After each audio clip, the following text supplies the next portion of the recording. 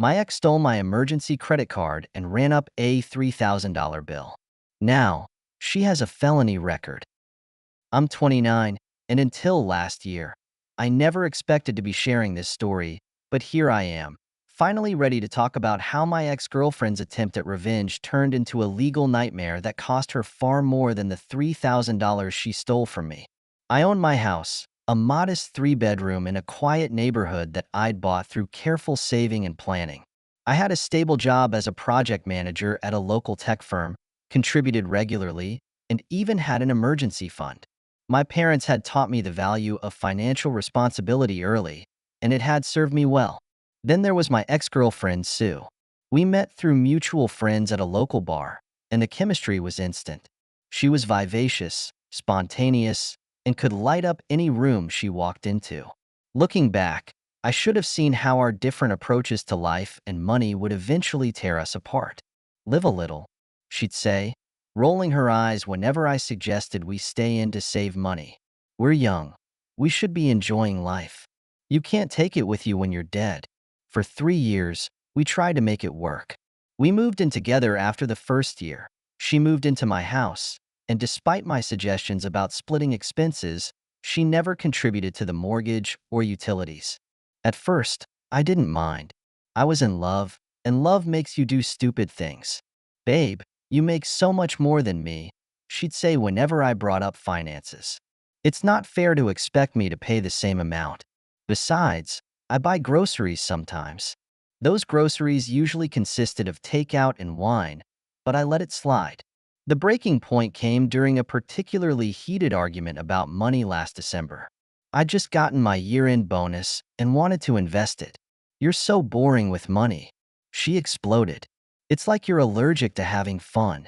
God forbid we actually enjoy life instead of hoarding every penny like dragons." I tried to reason with her. "Honey, it's not about hoarding. It's about being smart with our future. We can't keep living paycheck to paycheck." "Our future?" She scoffed. "You mean your future? You make all the decisions about money without even considering what I want."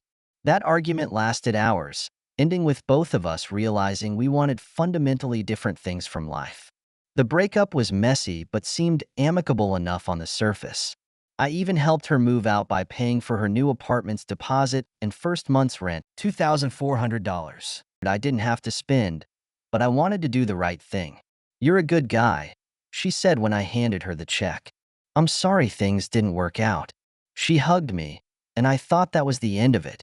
I had no idea she was already plotting her revenge. Life went on. I focused on work, started going to the gym again, and slowly reclaimed my space. The house felt empty at first, but I was starting to appreciate the peace. No more arguments about spending, no more guilt trips about being boring with money. Then came the collection notice. I remember staring at the envelope, my hands shaking as I opened it. The letterhead belonged to a collection agency I'd never heard of, claiming I owed $3,000 on a credit card I barely used. My emergency credit card, the one I kept tucked away in my desk drawer for genuine crises. The next few hours were a blur of panic and discovery. I logged into my online banking account, something I hadn't done for this particular card in months. The transactions jumped out at me like accusations: $150 at Sephora, $200 at Victoria's Secret, $87 at Cheesecake Factory, $163 at Whole Foods, $95 at a nail salon, $175 at Nordstrom, $82 at various fast food places. The charges went on, spanning months. She must have taken the card right before moving out, counting on the fact that I rarely checked this account. Each transaction felt like a personal betrayal. I reached for my phone, my fingers hovering over her name in my contacts. Part of me wanted to scream at her, but I knew I needed to be smart about this. Instead, I sent a carefully worded text. "Hey Sue, notice some unusual charges on my emergency credit card. Know anything about that?" Her response came quickly. "I'm busy. Call me tonight." When I called, her casual tone made my blood boil. "Oh, that," she said, as if we were discussing borrowed Tupperware. "Yeah, I took it before I moved out. You left me with nothing, you know? After everything I gave to our relationship, I needed something to help me get started. I couldn't believe what I was hearing. Sue, that's theft. You stole my credit card. She laughed, actually laughed. Please. You should be grateful I'm not suing you for emotional distress. Do you know how many nights I cried myself to sleep because you made me feel bad about spending money? You owe me way more than what I spent.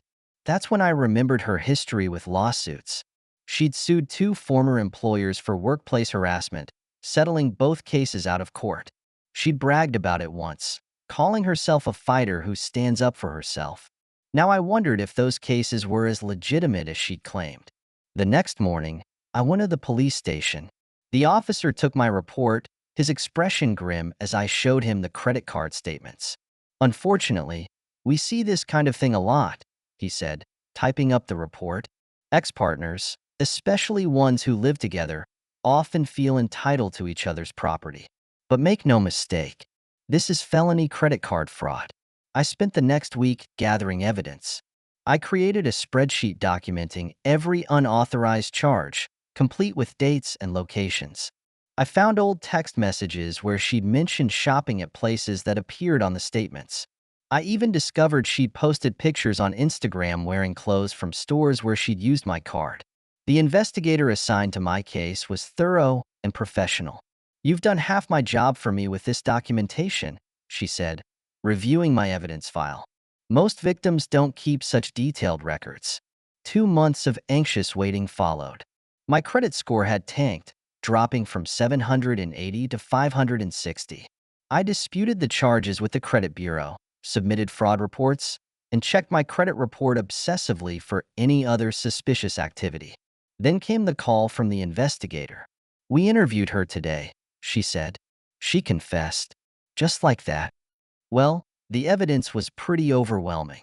When we showed her the transaction records matched with her social media posts, she broke down. Tried to claim it was all necessities at first, but Victoria's Secret lingerie isn't exactly a survival need. The legal proceedings were an education in themselves. After Sue's confession, the district attorney's office contacted me to discuss how they wanted to proceed. The DA assigned to my case sat down with me in her office, a stack of papers between us. Given the amount stolen and the premeditated nature of the theft, we're looking at felony credit card fraud, she explained, shuffling through documents. In our state, that carries a maximum penalty of 5 years in prison and up to $10,000 in fines. My stomach churned. Prison? I don't necessarily want her in prison. I just want my money back and for her to understand she can't do this to people. The DA nodded understanding. That's often the case with victims of domestic financial fraud. Given that she's a first-time offender and the amount is relatively low, we're willing to offer a plea deal. The plea deal negotiations took 3 weeks. Sue hired a defense attorney who tried to paint the whole thing as a misunderstanding between romantic partners. They even had the audacity to suggest that I had given her implicit permission to use the card by establishing a pattern of financial support. I sat in the courtroom, watching Sue in her carefully chosen conservative outfit, trying to project an image of innocence. Her attorney presented bank statements showing how much I had spent on our relationship, arguing that the credit card charges were just an extension of our existing financial arrangement. The judge wasn't buying it. Counsel, he interrupted. Are you suggesting that paying for shared expenses during a relationship creates an open-ended license to steal after that relationship ends? The defense attorney backpedaled, but the damage was done. By the end of the day, Sue was ready to accept the plea deal. 2 years probation, mandatory financial counseling, full restitution of $3,000 to be paid within 18 months, and 100 hours of community service. After the criminal proceedings, I also filed for a civil restraining order. The hearing was brief but intense. Sue tried to argue that it was unnecessary, but her own text messages to me after the theft was discovered worked against her. The judge granted a 3-year order prohibiting her from coming within 500 feet of me, my home, or my workplace. Through mutual friends, I've heard she's struggling. The felony charge has made it difficult for her to find work in her field. Marketing and public relations firms tend to be wary of employees with fraud convictions. She's been telling anyone who'll listen that I ruined her life by pressing charges. The credit card company eventually removed the fraudulent charges from my account, though it took months for my credit score to recover. I've since frozen my credit with all three major bureaus and set up alerts for any new account openings. I also regularly check my credit reports, a habit I should have developed long ago.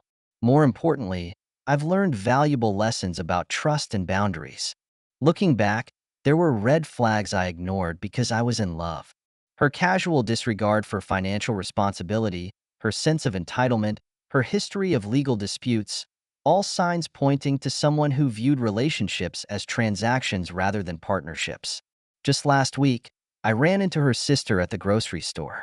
She tried to guilt trip me about the charges. "You know she's really struggling because of what you did," she said, blocking my shopping cart.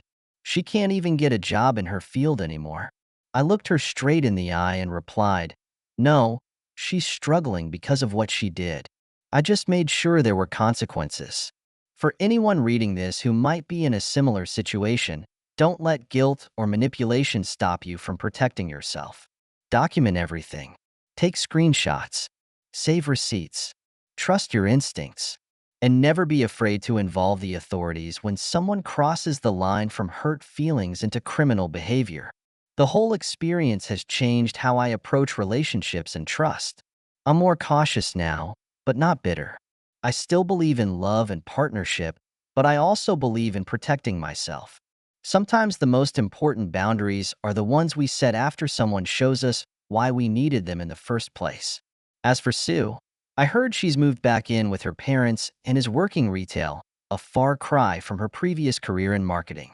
Sometimes I feel a twinge of guilt about how things turned out, but then I remember her laugh when I confronted her about the theft, her casual dismissal of my feelings, her attempt to paint herself as the victim. The emergency credit card I never used became an expensive lesson in trust and consequences.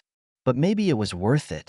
After all, it showed me exactly who she was before we went any further in life together.